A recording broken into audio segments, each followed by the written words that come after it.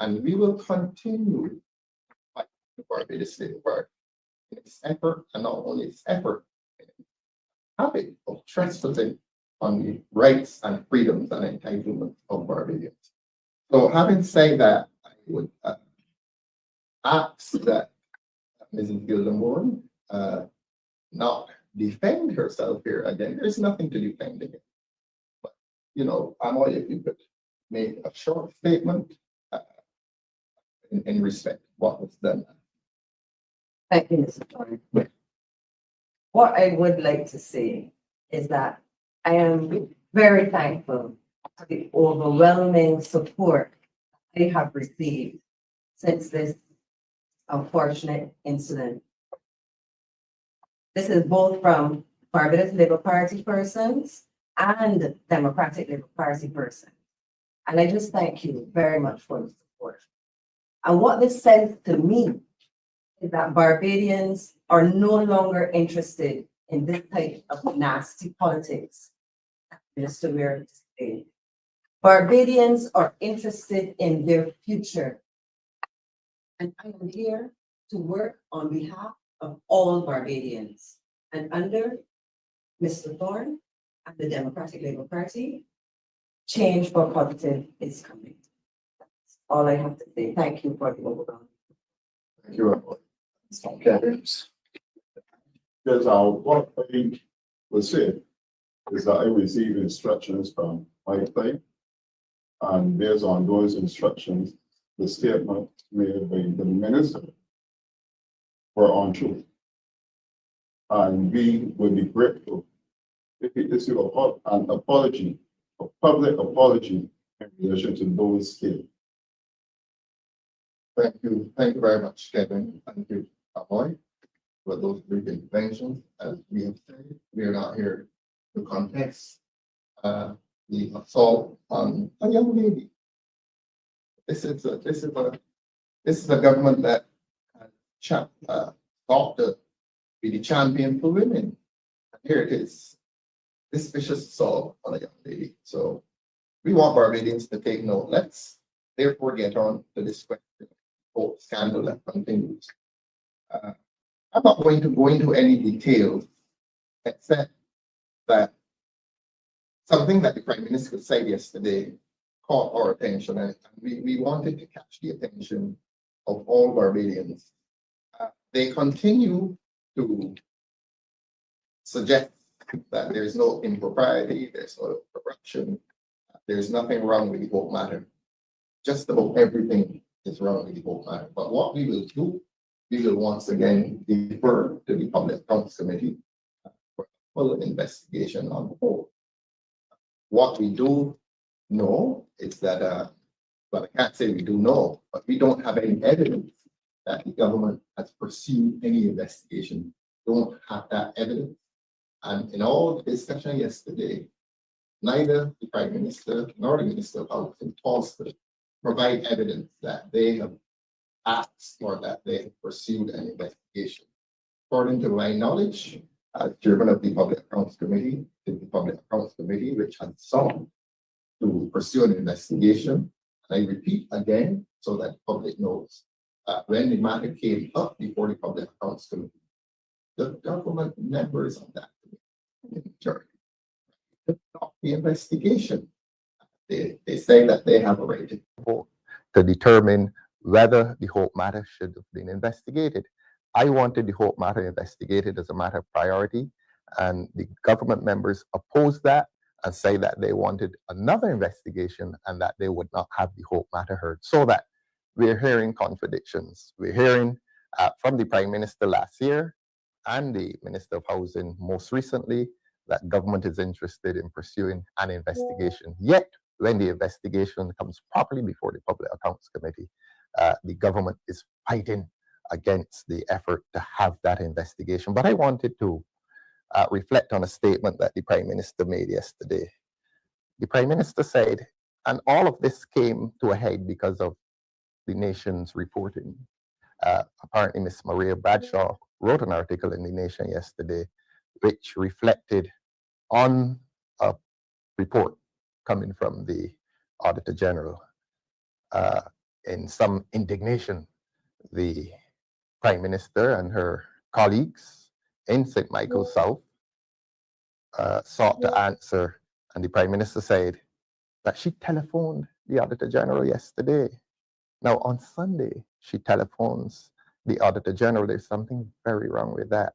The Auditor General constitutionally is an independent person, like the Chief Justice, like the Commissioner of Police, like the Director of Public Prosecutions. These are all independent constitutional creatures. And a politician, whether you're Prime Minister or the least among the apostles in cabinet, you do not have legal access to these persons. The legal access that the Prime Minister has to the Auditor General is under the legislation that gives her the right to write to him and request a special audit, which, according to my information, he is doing. Now, the Prime Minister has not told Barbadians whether she has written to the Auditor General to request a special audit. But that is the only access, as far as I'm aware, that the Prime Minister has legally to the Auditor General. It is out of place, and it is a dangerous state of affairs when a Prime Minister can admit that she telephoned up the Auditor General to ask him about the state of his investigation. That is wrong. That is very, very wrong. That is the behavior of an autocrat. That is somebody who now believes that state officials, independent state officials, sit in some subordinate position to her. That is so dangerous. That is why I'm continuing to complain about the absence of a Republican constitution in this country. That is why I continue to complain that although we have gone Republic, we've gone Republic only insofar as making the head of state a position belonging to a Barbadian. It is only to that extent, and I call it presidentialist amendment. We have turned the Governor General into a president, and we have said that the president is the head of state. So to that extent, we are a republic, except that we have a Westminster Constitution. So that is the great constitutional dilemma that this country faces.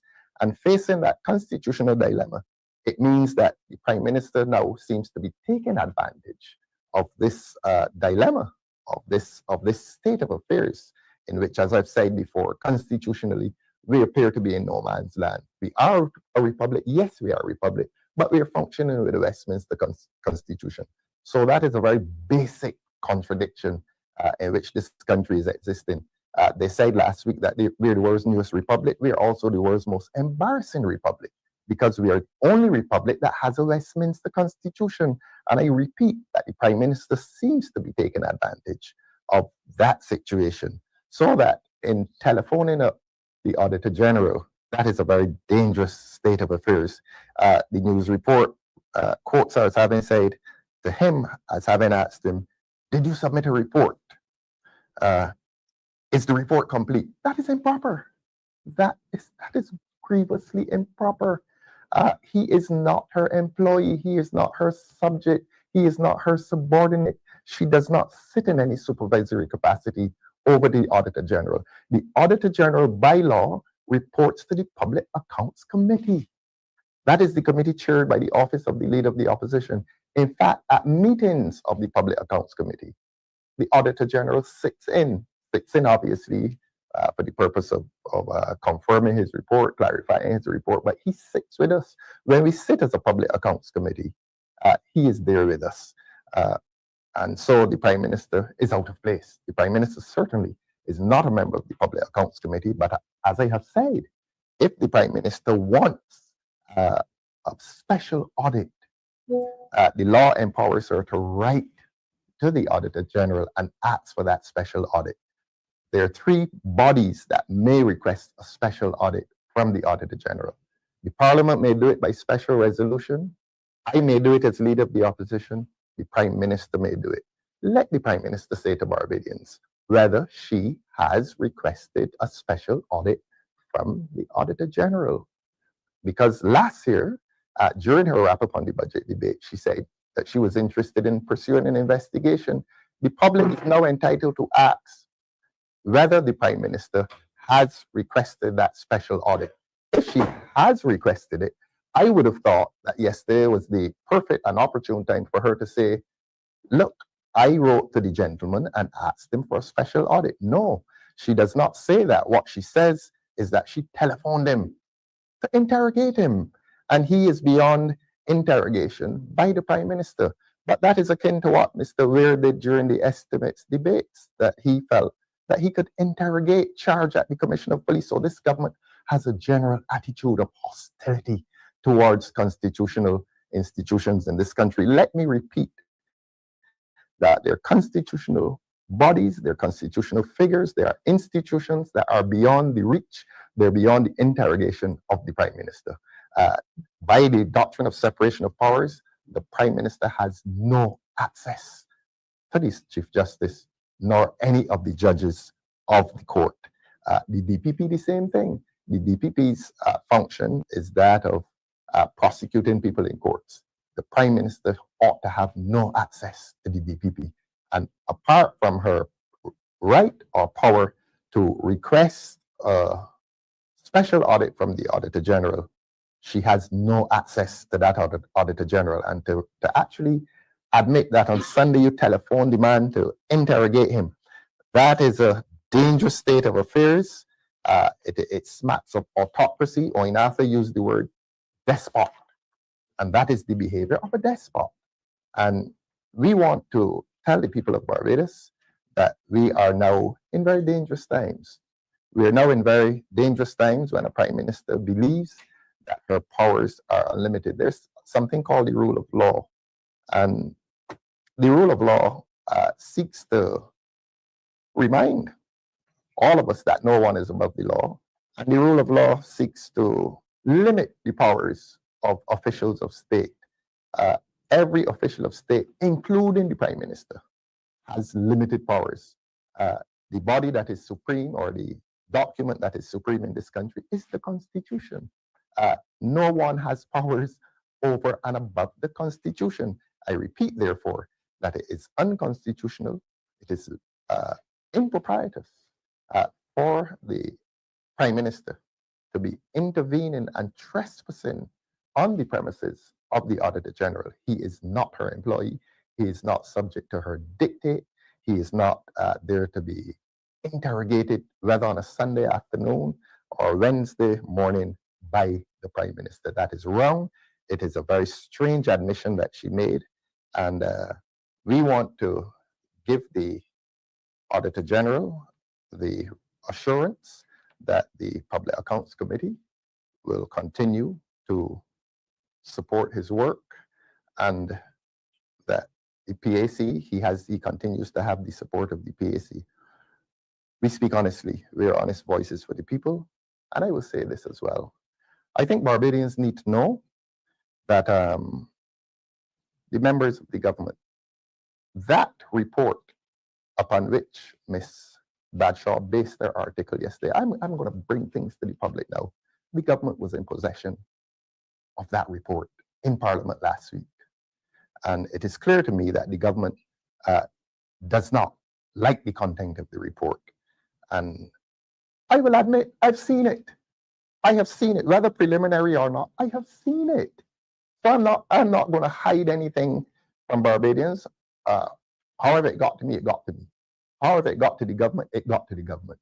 But what disappoints the government is that the report was leaked, and that the government saw it, and that the opposition saw it, and that the government does not like its content, and that a Prime Minister, therefore, on a Sunday admits that she telephoned up the Auditor General, and he discloses to her that the report is a draft, and then she goes on to say, and it ought to have had the word incomplete on it.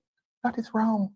That is wrong. Again, you cannot dictate to the Auditor General how he constructs his report, how he fashions his report. If he puts the word draft on every page, you cannot, Prime Minister, dictate to the Auditor General that he should have said that it is incomplete. I'll say this. You know, Walter C. Scott said, "Oh, what a tangled web we weave when first we practice to deceive." The government's participation in this entire matter has begun in deception. Deception. The government has lied about its involvement in Hope from the very beginning. From the very beginning, we took the position that the National Housing Corporation ought to have been the body which manage public housing and public lands in Barbados for the purpose of housing. Government went and set up this company. This is no private company, and they came with the pretty words, oh, this is a public-private sector partnership. This was no private public sector partnership. Government incorporated a private company and used government monies to enfranchise private persons. And the level of salaries paid to these private persons reveals a lot. That the chairman, I said this during the budget debate, and it is worthy of repetition. The government used public monies to enfranchise private persons to pursue government's program. That is all it is. And government was paying the chairman $20,000. And when, for one reason or another, that chairman left, they employed the present chairman, who I know he's not Barbadian, and paid him $30,000. Now, if government can satisfy the Democratic Labour Party or the people of Barbados that there is some official in National Housing Corporation who is paid $20,000 a month, and worse, $30,000 a month, if they can prove that to us, well, we will accept it. But Barbadians must not accept that government has used public monies to enfranchise private persons and to pay private persons extremely high salaries. I say to people all the time, when I was a young lawyer, I participated in the West Terrace transfer of titles. And it was done simply. The government vested the lands in the National Housing Corporation. The National Housing Corporation conveyed, transferred each lot to each house owner. And then there was a separate document which by which the landowner agreed with the builder to have his house built. And it was a very smooth transaction. I don't think West Terrace was problematic. And this was a fine precedent. I believe it had been done before. I believe it has been done since. But it was all done with public monies, with public participation, and with public officials. Hope is different. Hope is using public monies, but yet enfranchising and generously enfranchising private persons. And the project has been one disaster. I mean, you have a minister of housing admitting yesterday that the one in St. John, the pool, that they did pool this. He admits that he started to put houses on lands that did not have title. Now, that is so basic. As children, we grew up here, you don't put wall house on rented land. I mean, and we have a minister of government admitting that that basic rule has been breached.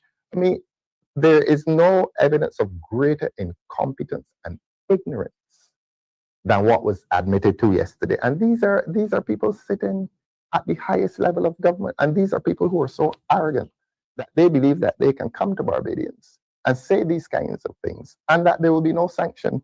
Now, people have been asking me, why don't I ask for the Minister of Housing to be fired? I'm not asking for any Minister of Housing to be fired. You see this thing about asking for ministers to be fired. That's a very interesting way of giving legitimacy to the person who will fire them.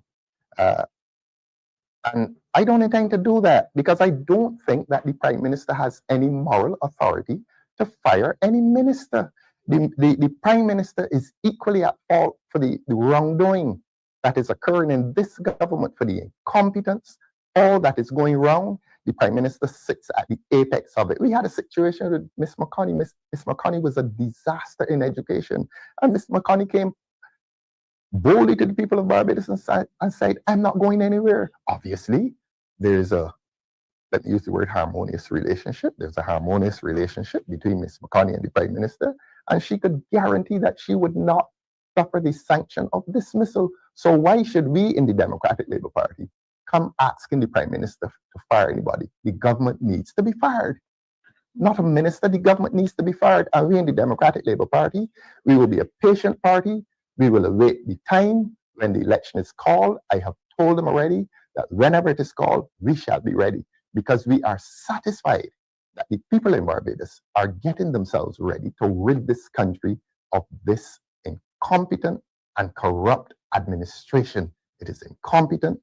We have listed 30 projects that this government has started, and it has not finished. The ID cards, the constitution, local government, everything that this common entrance exam, everything that this government has touched, it has failed to complete. So not asking, we're not asking for any minister to be fired. All need to go, from the Minister of Housing back to the Prime Minister. But that time will come. Let us come to this issue with Afreximbank. Now, as I said, they tried to sneak it into Parliament late a night last week after the budget debate.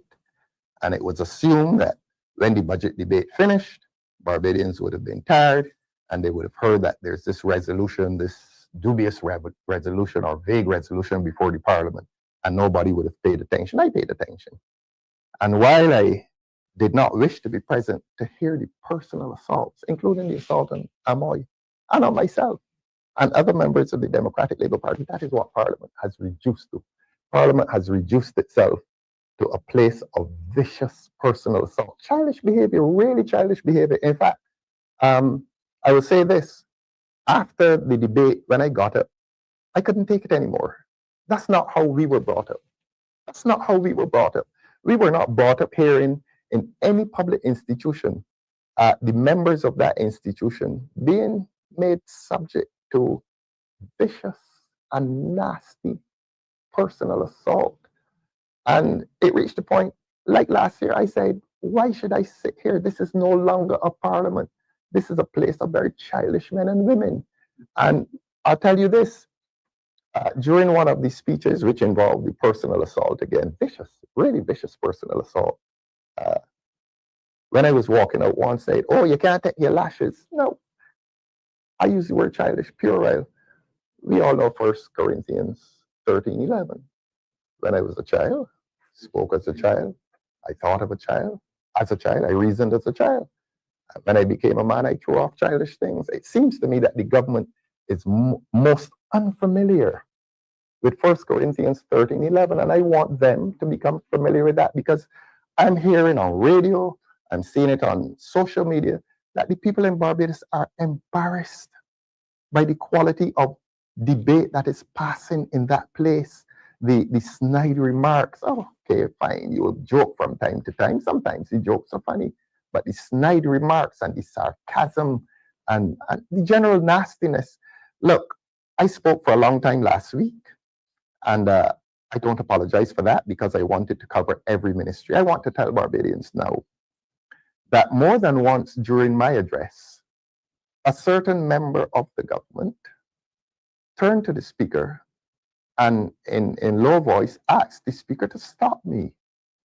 And on the first day, the first afternoon of my speech, I was going along, and in frustration, the person who was leading government business in the House told the speaker that he's going to stop this now, so that an effort was made to prevent me from speaking, and to prevent me from speaking as long as I did, because it was my intention to cover every ministry. I'm the leader of the opposition, and nobody's going to select for me which ministries I'm going to speak about. The people in Barbados have a vested interest in knowing what is going on in every ministry.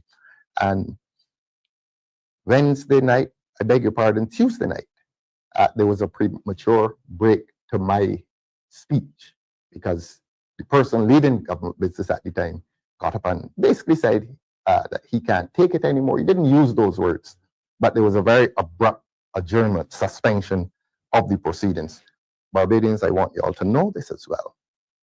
It is my understanding that in the aftermath of what I did last week, and that is to say, highlight every area, every ministry that deals with the people's business, in the aftermath of that, I am reliably informed that the government is having discussions to limit the length of time that I'm permitted to speak.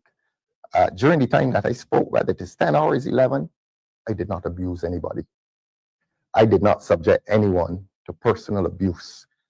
I engaged in what I described as legitimate political commentary, and that legitimate political commentary was not of the nature of any personal assault. Of course, I spoke of the relations between some ministers and other ministers, and more importantly, the relationship between some ministers and the Prime Minister, because that is a matter in which the public must be interested. The public must now be interested to know, for example, whether Ms. Marsha Caddo resigned or whether she was fired. The public needs to know that. The public is entitled to have an explanation as to Mr. Prescott's outbursts. The public is entitled to remember that there was contention, argument between Mr. Ryan Strawn and Ms. Santia Bradshaw in relation to road repairs in his constituency. And I'm going to remind the public of what I said then, notes that I made at the estimates, when Mr. Ryan Strawn asked the question, like John King asked it, how many more must die on Lodge Road before the road gets repaired? I said he was prophetic because a young man, less than a week after he asked the question, another young man died on Lodge Road. And he was accusing Ms. Santia Bradshaw's ministry of failing and refusing to repair that road that had caused the deaths of 2 persons. All that occurred in Parliament. All that occurred in a government that is problematic. It is problematic for the people of this country, and it is a government that is problematic, as we say in law, inter se, among themselves. So that is the context within which the resolution for the lands at Gemmett's Lane was brought before the Parliament. As I said, a lot of personal abuse. And it was done late in the night.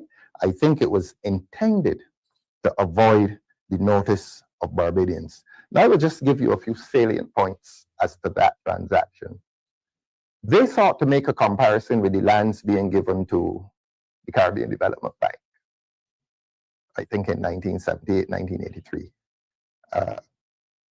This situation is far different. The Caribbean Development Bank is a public institution owned by the CARICOM countries. Afreximbank is not owned by the CARICOM countries. One of the ministers got up and said in his delivery that there are similarities, that there's a memorandum, I think he said, which has been signed on to by the CARICOM countries. Let the public know that the relationship between the Barbados government and the Caribbean Development Bank is formal and it is written into law.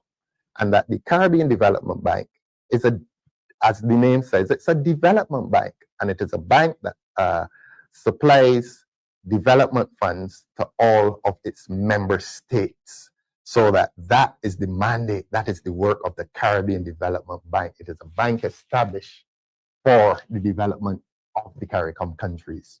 This bank, Afreximbank, is a private bank.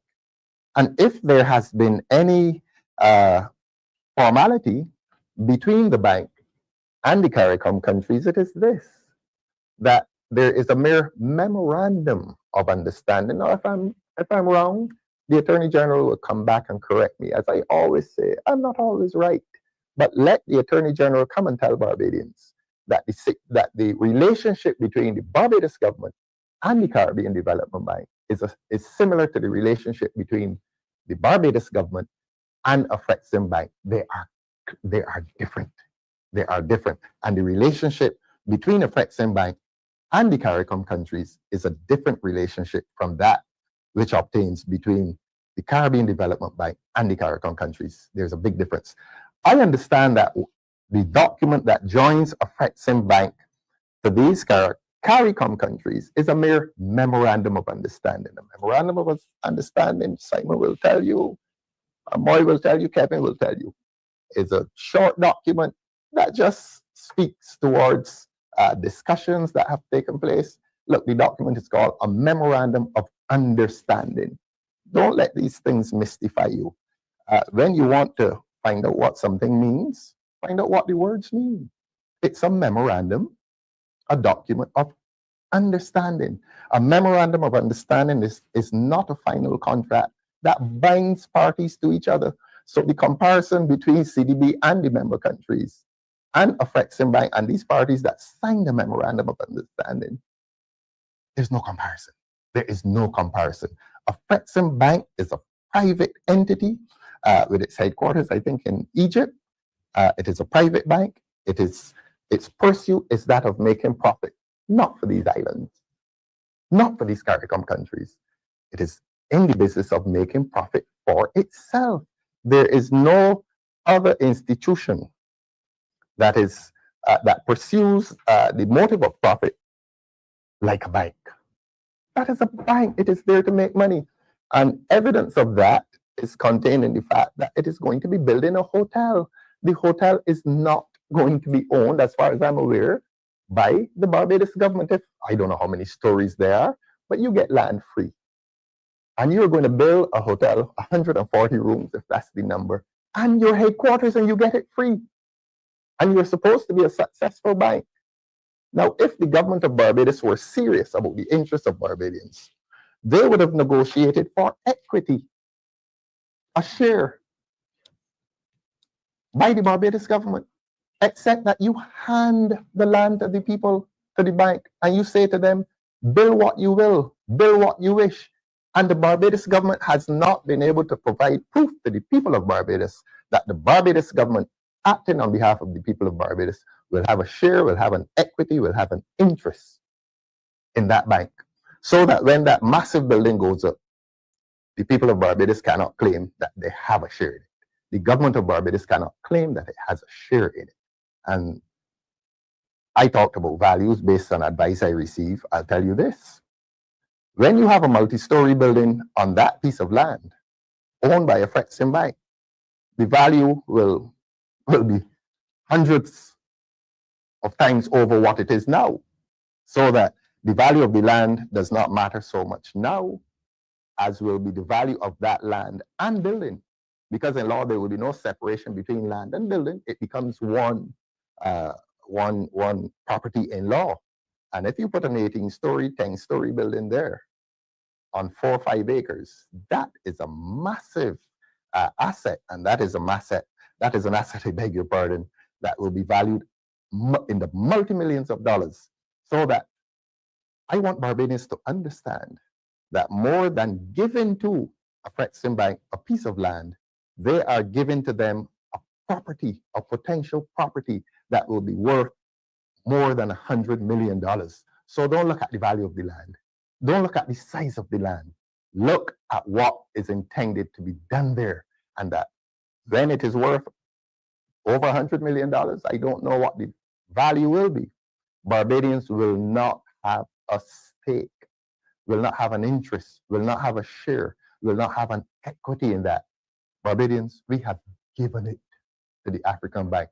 Now, they made arguments about the cultural ties, that this is something we should do for the African Bank because it is Africa and because that we are the descendants of Africa.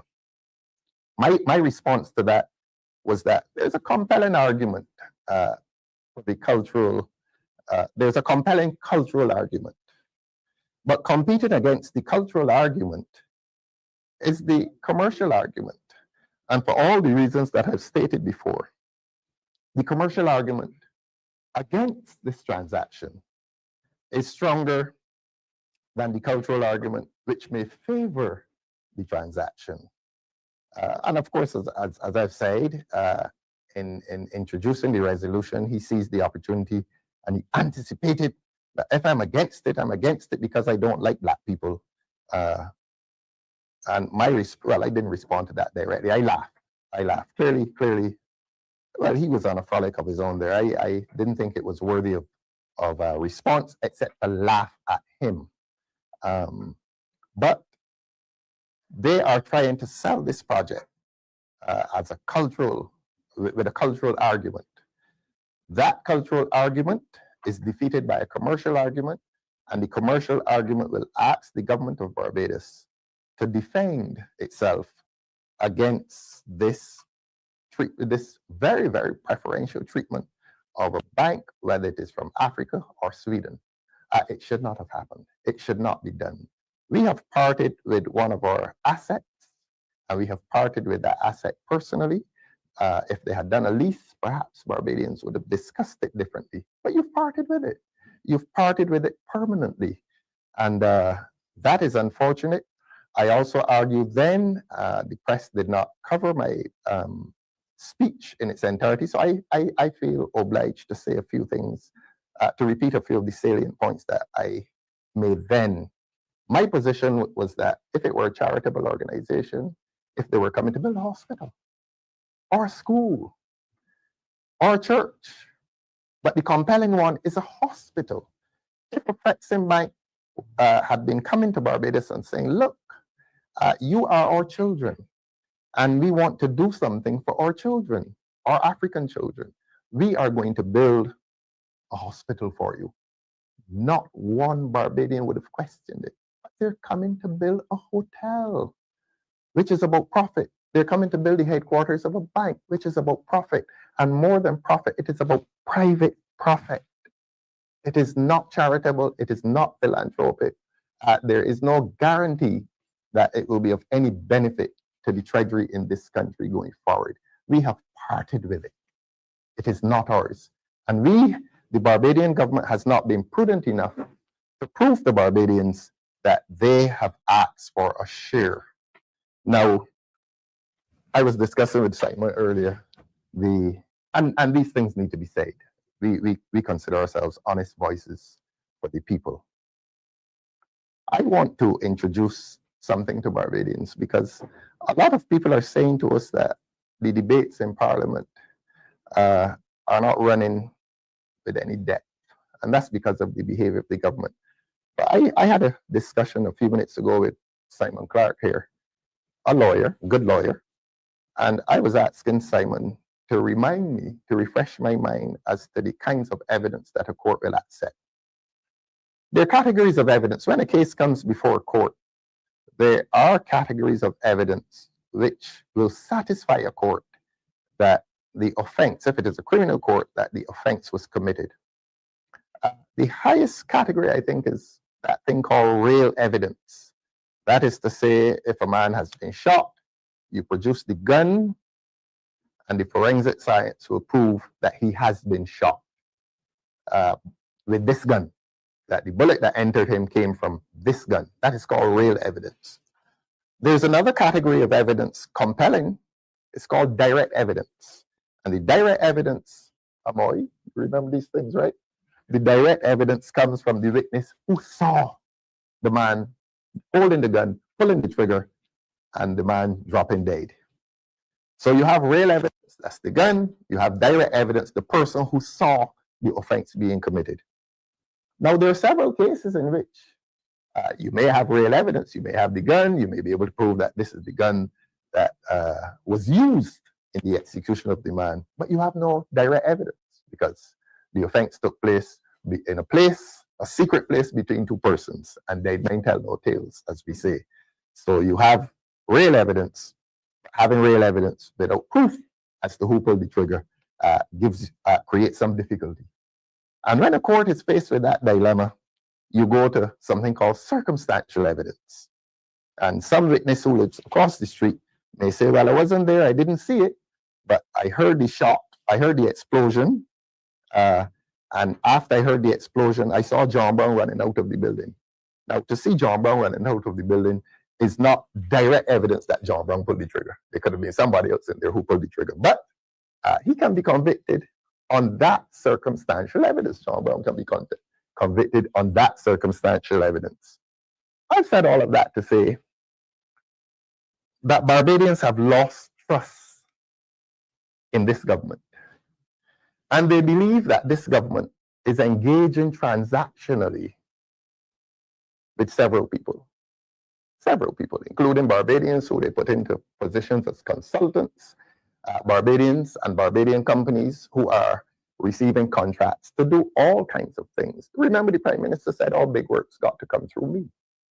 All big works. And there are a lot of financial transactions that are being made between this government and several persons.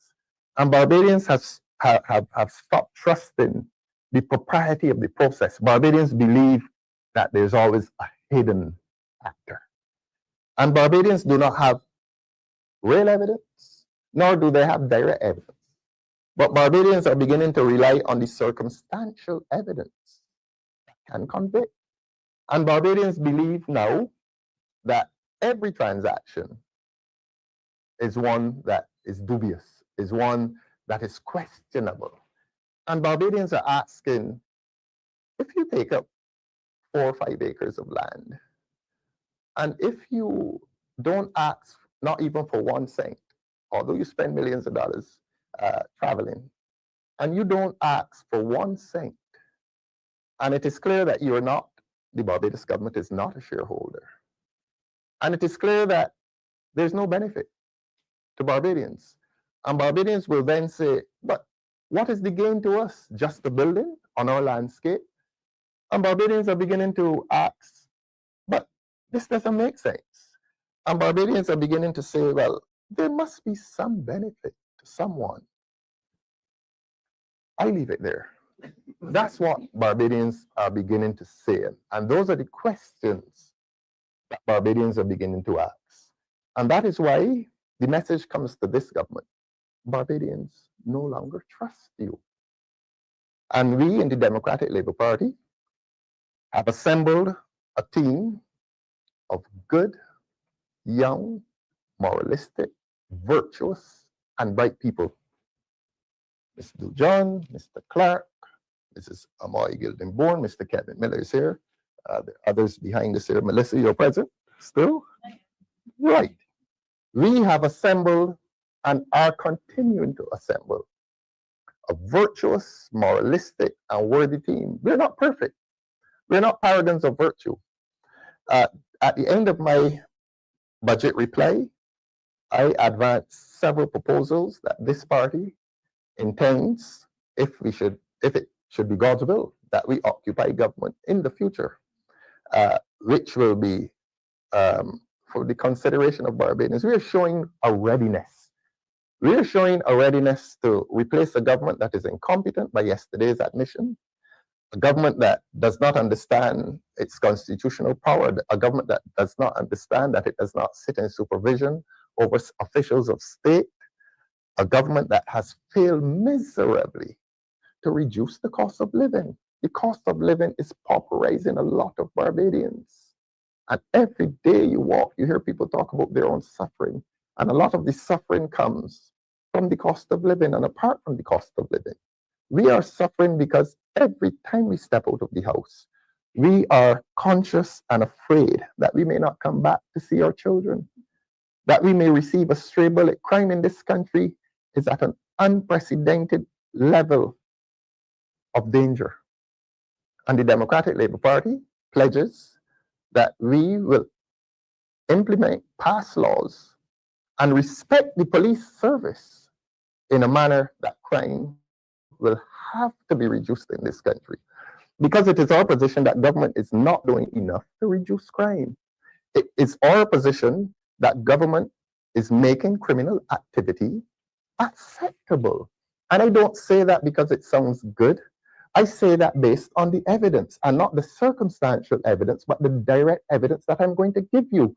Because when I attacked the peace program in Parliament during the estimates debate, a minister of the government got up and said, don't mind him, they're into lick and lock up, and lick and lock up done with. So men can commit crime in this country, men can commit murder in this country, and men may be rewarded with a transaction on the principle, according to that minister, that lick and lock up done with, and that we have to cease this obsession with licking and locking up people. Barbadians, that is the country in which you live at present. You live in a country in which the government takes the official position from behind the microphones of Parliament.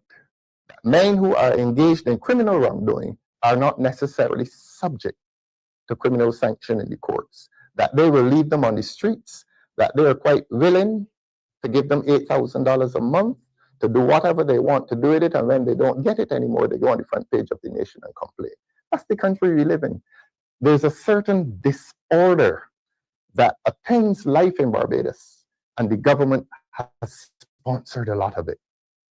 And we are deeply concerned about that. We in the Democratic Labour Party offer Barbadians an alternative.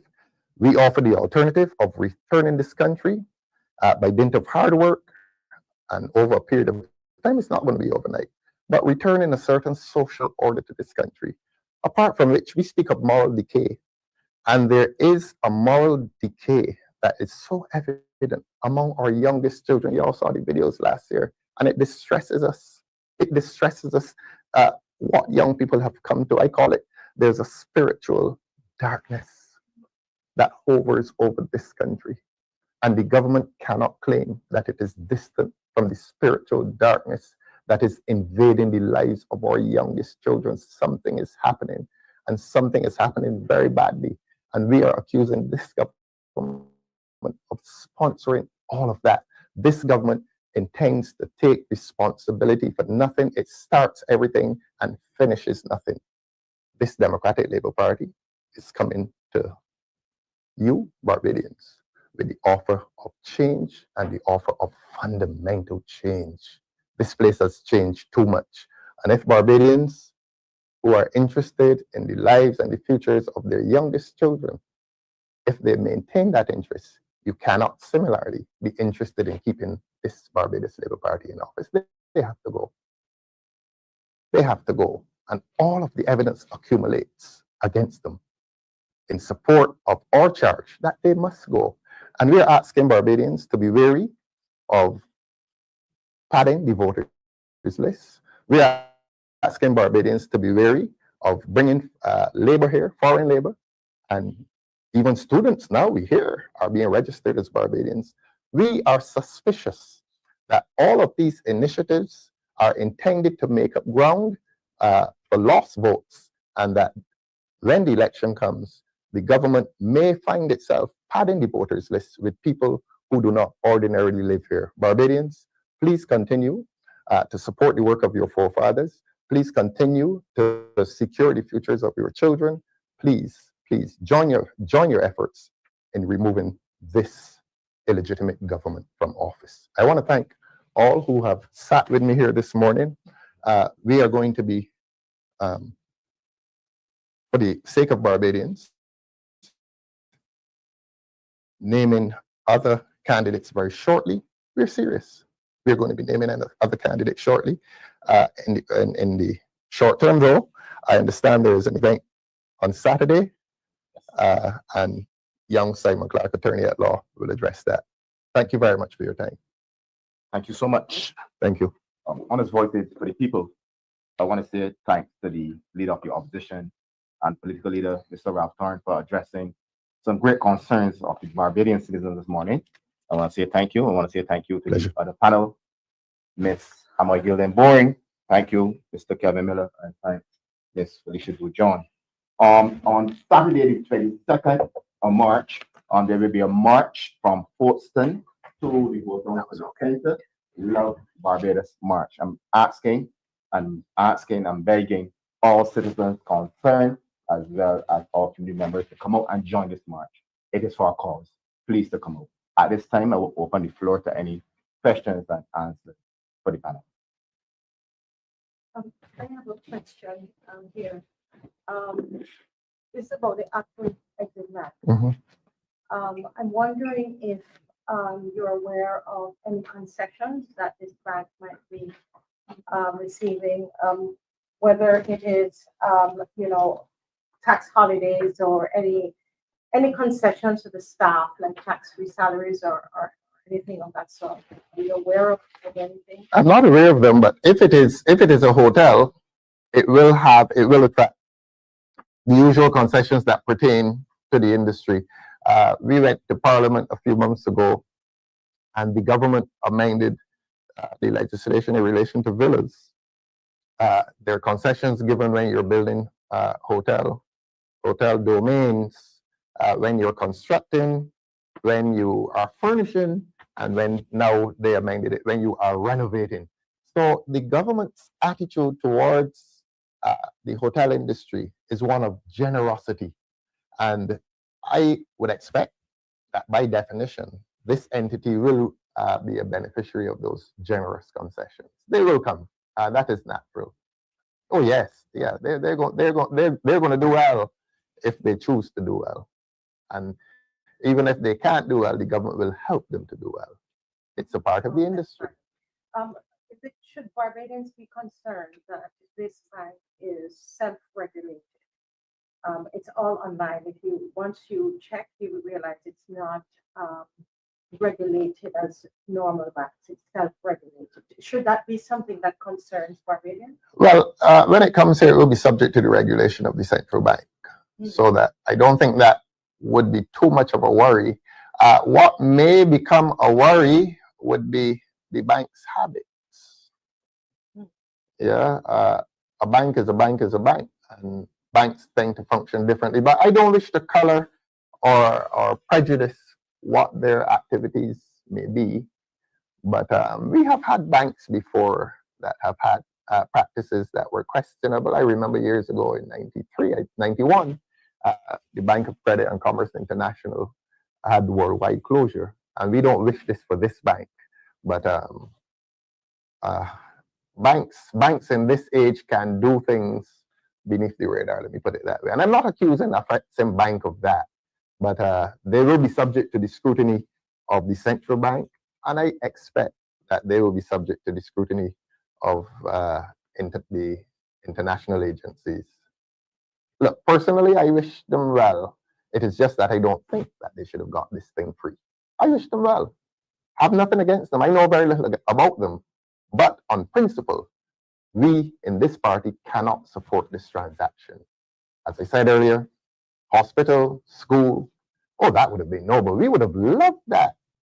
We would have loved an extension to the Queen Elizabeth Hospital, and with the clinics on the other side of the road, this whole area could have become a nice domain and a beachfront for therapeutic rehabilitation and so on. This was a lovely area for the extension of the hospital, and we have given it away to a company that intends to make money. I mean, that's sad. That's sad. Just one question. Are you surprised that it reported that there is an opening, a groundbreaking ceremony that is planned in a couple of days, next week, Monday? I mean, so quickly. So quickly. A few weeks ago, the government came to Parliament to acquire lands at Bullen Agricultural Station. And it is an agricultural station, so it was an agricultural domain. And they said it was going to go into housing. And I stood up in my naivety and said, well, it is on the West Coast, so I'm sure y'all are going to be building expensive houses down there for the well-to-do. And somebody giggled and said, oh, he doesn't even know the houses are completed. So that this is something that the government is doing. The government is going ahead and doing its things and then coming to the Parliament after for approval. So my answer to you, based on the way in which government is now conducting itself, government is doing a lot of things in secret and coming to Parliament only because it must come to Parliament, only because the thing must come there and it therefore must come to light. But before the light, there's a lot of dark dealing by this government. And so I am not surprised that the groundbreaking is so soon. I mean, the public should be alarmed. This should indicate to the public how this government is doing its business. And I analogize with circumstantial evidence. That which you cannot see directly, but you have a sense and you have a feel that there is impropriety behind the scenes. And certainly there was impropriety, legal and administrative impropriety behind the scenes at the Bullen Agricultural Station. Because when they came to Parliament to vest the land, they ought not to have gone ahead and built the houses. You vest the land first and then you build. So here it is, this groundbreaking ceremony a few hours after. Supposing Parliament for some reason did not do the vesting. Supposing they had found that there was some legal defect in the resolution and that they had to postpone it, and that they had to postpone it to next month because Parliament is not sitting again before the 31st of March. And you're telling me that the groundbreaking is on the 25th of March. So supposing they had been confronted with some difficulty, would they still go ahead with the groundbreaking? I think they would, because they went ahead and built the houses at Bullen's Agricultural Station. That is how government is doing its business. Government is operating in the shadows, and when it comes to the light, it's a done deal. Whole town, same thing. Whole town. The government's position is that, well, we can't do anything about whole town. It's done already. And y'all can quarrel, y'all can protest, y'all can march as much as you like. It's done. And that is government's position. You're going to find the same thing with Afreximbank. It's done. And y'all can do nothing about it. That is government's callous approach to the public interest in this country. That y'all can protest as much as you want. Y'all can claim to be interested in all kinds of propriety and law and what is proper and what is right. We are a government. We are sovereign. We are supreme. We are even above the Constitution, and we will do what we wish because, as I said in the budget, might is right. And that is all that matters now in this country. If you have the power, use it, and use it as you see fit. And they can complain. Use it and abuse it. Yes, use it and abuse it, because at the end of the day, it is justified by what you have, power by might. Yeah, and that's the approach of this government. Power justifies everything that they do, and as long as they've done it, you cannot question it because they have the power. We're living in dangerous times, constitutionally, politically, and morally. We're in very, very dangerous times, and I want to wish you well with the march. I'm going to be asking all of the spokespersons, all of the members who are able of the Democratic Labour Party to support the march on Saturday, because somebody has to take a stand. It is not a question now of winning nor losing the battle, because government has told us that we can't win it because they've done it already. But we will win it morally. We're going to win the battle morally, because there's a time coming when people will have a chance to register their rejection of all that this government has done. That is perhaps the one guarantee we have. Unless they plan to steal the election, the one guarantee we have is that the citizens of this country will have the opportunity to change this government. Yeah. Yes. On return. Yes, please. Quick issue. One is impression is given that Afreximbank. Bank is the African bank connections with that. I have researched Jamaica and that's a big concern Really? about Afreximbank. Mhm. Do you know its origin? Does it have a little bit more where it come from, or not in the wrong? I understand the head office is in Egypt, and I understand that it operates in a few of the African countries, a few, not all, not all. But let us undertake on behalf of the people of Barbados to do what the government of Barbados has not done. Let us undertake to do our own investigations as to the credibility and the worth of this bank. Let us undertake to do The that. issue is after your presentation, when I don't think anyone can criticize the volume and quality. Thank you very Volume much. represented the amount of things you have covered. Mhm. Sole member of the opposition. Yes, in there. Normally you have 5 or 6 other members to cover Yes, different heads. yes. You have to cover everything. Yes. So I don't think anybody can question the quantity or the quality. Thank you very much. But after you finish, there was an effort to explain away. Yes. Give me the vote and watch. And watch me. Yeah. Could you put that into context for us, please? You mean to give me the vote and watch me? Now, you made up the thing about it was one statement that we did not understand at the time. Yes. Yes. Several ministers got up Yes. and said that you took it out of context. Yes. Yes. You put it in Yes. context. Yes. The word is hubris. Thank you. An overweening arrogance that the prime minister was saying at the time. I am the person. I am the person that will be responsible for the future of this country, and that the party did not matter, the cabinet did not matter, the parliament did not matter, the cabinet did not matter, her colleagues did not matter. Give me. And that was a preparation of this country for despotism that Owen Arthur talked about. And that was further bolstered when she said in the St. George by-election, all big works got to come through me. So she was preparing the country for what is happening now, that nothing will happen unless she sits at the apex of it.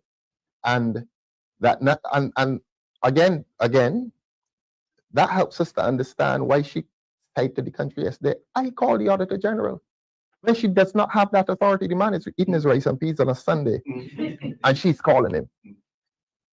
You know, the Prime Minister does not have legal nor constitutional access to certain public figures and certain public institutions. As I've said, the judiciary is beyond her, the Commissioner of Police beyond her, the Director of Public Prosecutions is beyond her.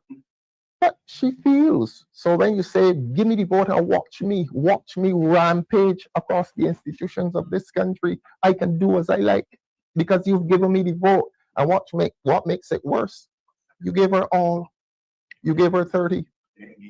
And then you did it a second time. And God decided he had to have a hand in it. This little fella here. This little fella here. Yeah. So that is a preparation for despotism. And it didn't come from me. It didn't come from any of us. Oinatha led the Barbados Labour Party government for 14 years and left and called her a despot. Who are we? He knows. He knows. Yeah, he knows. But that statement is rooted in what I call hubris, a kind of arrogance. And after the arrogance comes the fall. And the Prime Minister fears that the fall is coming because yesterday's meeting was supposed to be an ordinary little meeting. But after they saw the Sunday sun, it came down. Everybody came down. Summoned to defend the indefensible. Yeah. This country is on a dangerous trajectory. And we are powerless to do anything about it. And we have to sit and wait until the people intervene. And the people will intervene only if it is God's will. And we pray for God's will. Thank you, Honorable Leader of the Opposition. Before we conclude, I just want to ask the spokesperson for education, Ms. Felicia Dujon, if she has anything to add. Yes, thank you very much. And I wish to thank the opposition leader for the intervention on education, which is a ministry that has not been in the last few years. And it's very concerning that we're still in a state of confusion. Now we have two separate ministries, and we're hoping at some point the minister responsible for education transformation will give us some update as to what is happening within that ministry. In particular, we have very much concerns as to how it will be structured.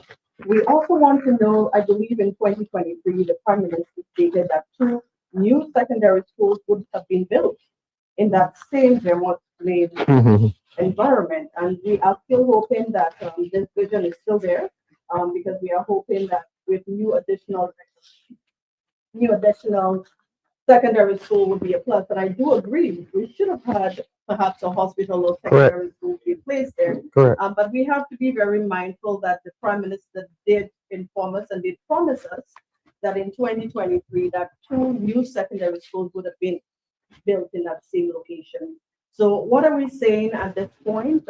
Is the bank and the hotel and all of the other things more important than the education of our children? Correct. Or are we going to relocate those 2 new planned schools in different locations? And perhaps we need some information and update on that. We need full disclosure on those matters because I believe it's important that parents, every average parent right now is concerned. We have been in a mass confusion for a while with education transformation. And I believe it's prudent at this point that the minister responsible provide that kind of information so that parents have at least developed some level of trust for you, sir, because we haven't been able to trust those we've had before. And so we're hoping that you can do something on behalf of the persons and do the intervention that is required. We recognize the estimates.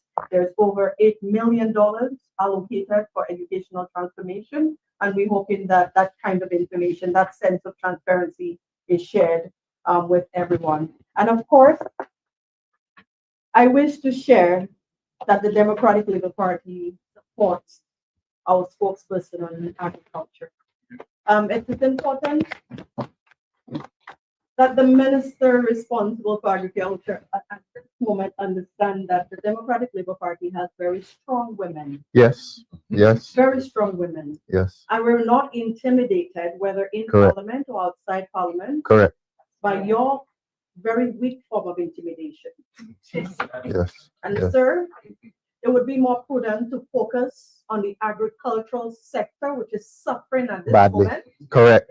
Correct. than to attack another young female politician that is advocating on behalf of persons. A wife You may and a have mother. seen- And a wife, mother, and a colleague, Correct.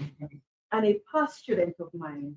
I'm very Really? sensitive by my students. All right. I would hope that you have been watching her work. She has been in the community, sharing fruit trees with members of the community. What have you been doing, sir? Correct. We need to know about the milk. Correct. I went to the supermarket and I saw different milk on the shelves from Guyana.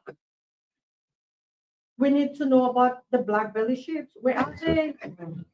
They But you wish to attack. And this is what we call gender violence, correct. gender-based violence Correct. that happens in politics. And we're All not the going time. to tolerate it, sir. Well As said. an advocate for women and an advocate for all members of our party, you touch one, you touch all, sir. Well said. Well said. So please focus on agriculture and try not to attack any members of our party that wishes to speak on behalf of the people. Thank you very much. Thank you.